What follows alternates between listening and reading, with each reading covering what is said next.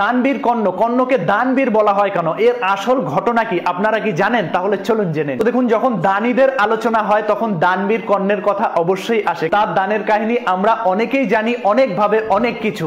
যখন ইন্দ্রদেব এক ব্রাহ্মণ বেশ সেজে তার যে কবচ আছে যেটাকে তাকে রক্ষা করত, রক্ষা কবচ, তার দ্বারাই সে সমস্ত কিছুতে সুরক্ষিত ছিল, তবুও সেই ইন্দ্রদেব যেহেতু অর্জুন ছিল ইন্দ্রপুত্র, সেই তাকে রক্ষা করার জন্য তার যে কবচও চেয়ে নিল, দানে একবার না ভাবনা ভেবে সেটাও সে দান দিয়ে দিল। এবং আমরা জানি মাতা কুন্তী, সে কর্ণরও মাতা, তিনিও তাদের পুত্রদের জীবন ভিক্ষা চেয়েছিল। এও ছিল কর্ণ যখন সকালবেলা স্নান আদি সেরে সূর্য প্রণাম করে যখন উঠতো, প্রথমে যারাই দানীরা আসতো, যা দানে চাইতো সেটা হাসি মুখে সেই দানটা দিত। কিন্তু এগুলো তো আমরা সবাই জানি, কিন্তু এর থেকেও যেটা রহস্যময়, যার জন্য সে দানবীর উপাধি পেয়েছে, সেই ঘটনাটা আজকে আপনাদের জানাবো। তো একবার ভগবান শ্রীকৃষ্ণ যুধিষ্ঠির রাজসভায় পৌঁছে যুধিষ্ঠির মহারাজকে বলল যে মহারাজ, আমি এক যজ্ঞ করতে চাই, তা আমার কিছু চন্দন কাঠের দরকার, আপনি কি একটু ব্যবস্থা করবেন? তখন যুধিষ্ঠির খুব প্রসন্ন হয়ে বলছে, অবশ্যই মাধব, আমি এক্ষুনি ব্যবস্থা করছি।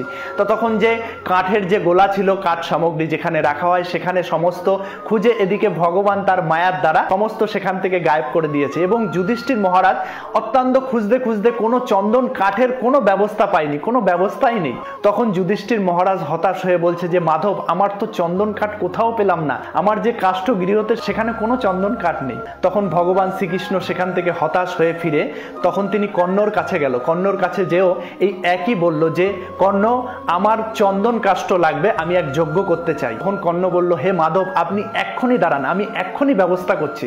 তখন কর্ণ যে সেই যে তার কাষ্ঠ যে গৃহ ছিল, সেখানে ভগবান মায়ার দ্বারা সেখান থেকেও সমস্ত কিছু কাষ্ঠ সরিয়ে দিয়েছে।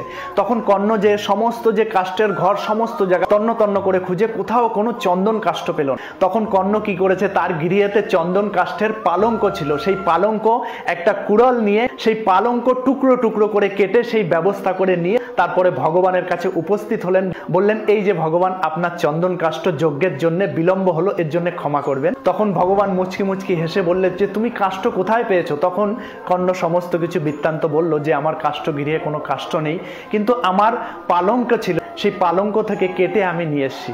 তখন ভগবান অত্যন্ত প্রসন্ন হলো এবং পাশেই যুধিষ্ঠির মহারাজও ছিল, তার লজ্জায় মাথা নিচু হলো এবং ভগবান প্রসন্ন দ্বারা কর্ণকে বর দিল যে তুমি হলো আসল দানবীর। তো আপনারাও বেশি বেশি করে দান করুন, কেননা এটা বৈশাখ মাস, আপনারা যার যেটুকু সামর্থ্য অবশ্যই দান করবেন, ক্ষুধার্তকে খাবার দেবেন। অবশ্যই এই মাসে জল দান সব থেকে মহত্বপূর্ণ, জল দান করবেন এবং ভগবানের যে মন্দির আছে মন্দিরে অবশ্যই আপনারা দান পেটিতে দান করবেন। এবং সামনে আমাদের আগত যে অক্ষয় তিথি আসছে, সেই দিন হলো সমস্ত কিছু অক্ষয় হয়ে থাকে। এই দিন অবশ্যই আপনারা দান অবশ্যই করবেন, যা কিছু বললাম এ সমস্ত কিছু করবেন, তার সঙ্গে সঙ্গে জ্ঞান দান করবেন। অবশ্যই এদিন পারলে একটা দুটো অন্তত গীতা দান করবেন, এটা হলো সর্বশ্রেষ্ঠ দান। ভগবান আপনাদের উপযুক্ত বানিয়েছে, দানের যোগ্য বানিয়েছে, এর জন্য আপনারা অবশ্যই দান করুন এবং ভগবানের পূর্ণ কৃপা লাভ করুন। হরে কৃষ্ণ, রাধে রাধে।